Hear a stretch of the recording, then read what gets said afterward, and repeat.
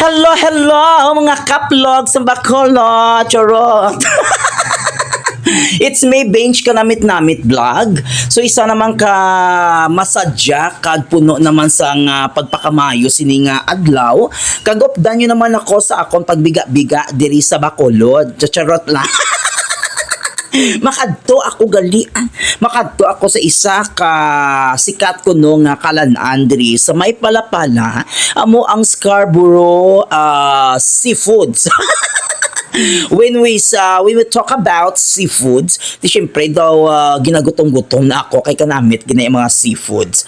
So ma-meet up ko to sa ako na friend since birth. Gin-invite niya ako, libre lang.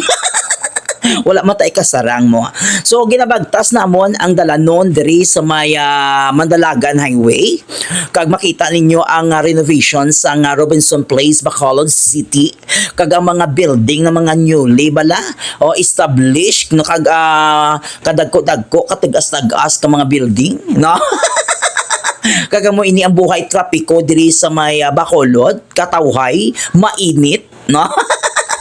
Importante buhi. Ayan guys, so makadto kami dito sa likod sang Ayala Mall sa may lapit sa Lagon kag upod kong ako na friend of mine kag tilawan naton to ang ginapadayaw sang Scarborough Seafoods no diri sa may Palapala, Bacolod City. So ano pa ginahulat yung mga kaplog? Opdan nyo si kaplog man. Let's go! Hi guys! So ngayong hapon, so ano tayo subong sa Scarborough Seafoods diri sa likod sang Palapala na siya diri sa may Ayala Mall. Una sa Ayala Mall, Bacolod City. Kaya itry naton ang ilang mga seafoods na di na mga ginapadayaw.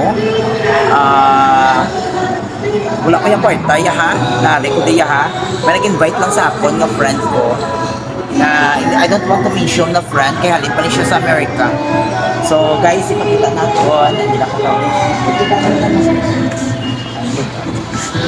diba?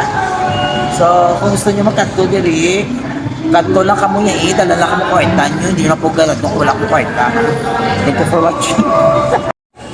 Wow! Wow, wow, oh wow!